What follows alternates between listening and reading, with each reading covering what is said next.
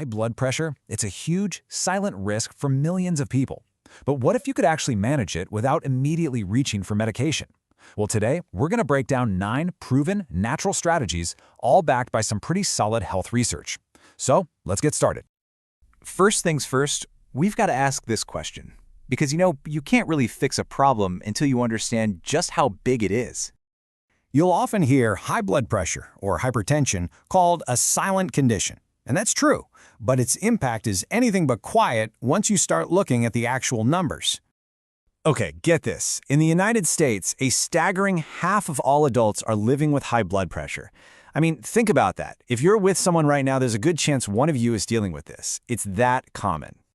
And this isn't just a US problem, not by a long shot. Over in the UK, it's about a third of all adults. So this is a massive global health challenge we're all facing. So why do these numbers matter so much? Well, because hypertension isn't just a number on a cuff. It's a direct doorway to some of the most serious health issues out there, putting a ton of strain on your heart, your brain, and even your kidneys. All right, but here's the really good news. You have way more control than you think. And your most powerful tool? It's your first line of defense, the food you decide to put on your plate every single day. When you talk to health experts, one thing comes up again and again, the DASH diet. And the name really says it all. It's a dietary approach specifically designed to stop hypertension. The science behind this thing is incredibly solid. What's so great about the DASH diet is that it isn't about crazy restrictions. It's really about abundance. It's about filling your plate with all this vibrant, nutrient-packed whole food. It totally flips the script from what you can't have to look at all this amazing stuff you can have. And it actually goes even deeper. There's some really fascinating new research showing this powerful link between the health of your gut, your microbiome, and your heart health. So when you eat a wide variety of plants, you're literally feeding the good bacteria that help keep you healthy.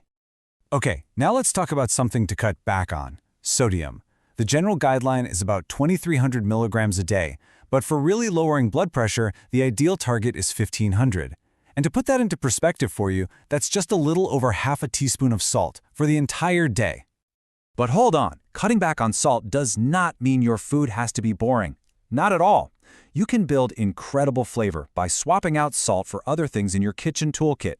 I'm talking herbs, spices, a little squeeze of lemon. These things can totally transform a dish. You won't even miss the salt shaker. So, once you've got your nutrition dialed in, we can move on to the next big pillar, your daily habits. Because it's those small, consistent things you do that really add up and make the biggest difference. The big target for exercise is about 2.5 hours a week. Now, that might sound like a lot, but if you break it down, it's just over 20 minutes a day. That's a pretty small investment of your time for a huge payoff when it comes to your heart. In place, remember, this isn't all or nothing. If you can't hit that 20 minutes right away, don't sweat it. The whole journey just starts with that first step. Taking the stairs, a quick walk after dinner, every single extra bit of movement counts. Now, when we talk about habits to drop, smoking is right there at the top of the list. The science on this is just completely clear. The damage it does is direct and physical. It actually makes your arteries narrower and stiffer, forcing your heart to work way, way harder than it should have to. That same idea of moderation applies to alcohol. The American Heart Association has really clear guidelines. A max of 1 drink per day for women and 2 for men. Just staying inside those simple limits is a huge part of a heart-healthy lifestyle. All right, our last pillar is one that gets overlooked all the time, but it is absolutely critical. It's recovery.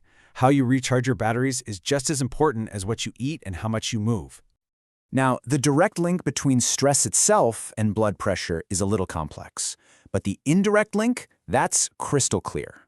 When we're chronically stressed, we tend to make unhealthy choices, right? We eat poorly, maybe drink too much, and those are direct risk factors. You know, one of the best stress busters and health boosters we have is sleep.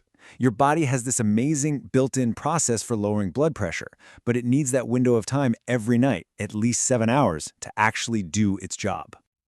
And the effect is pretty simple. When you get enough sleep, your body gets that chance to lower your blood pressure. But if you don't get that rest, your system just stays elevated for much longer, putting constant, unnecessary strain on your heart and arteries. Okay, so we've gone through the science behind your diet, your habits, and your recovery. Now, let's put it all together into a simple but really powerful action plan. The most important thing to remember is that these pillars don't exist in a vacuum. They all work together. A healthy diet gives you the energy to move. Good sleep helps you manage stress so you can make better food choices. You see, it's all one big interconnected system for your long-term health. Look, this isn't about doing a perfect overhaul of your life overnight. It's just about starting. So, after everything we've covered, what's the one small change you're going to make today? Because that first step, it isn't just the start of a new habit. It's the start of a healthier you. Click the subscribe button to stay updated with VitalSpan Labs.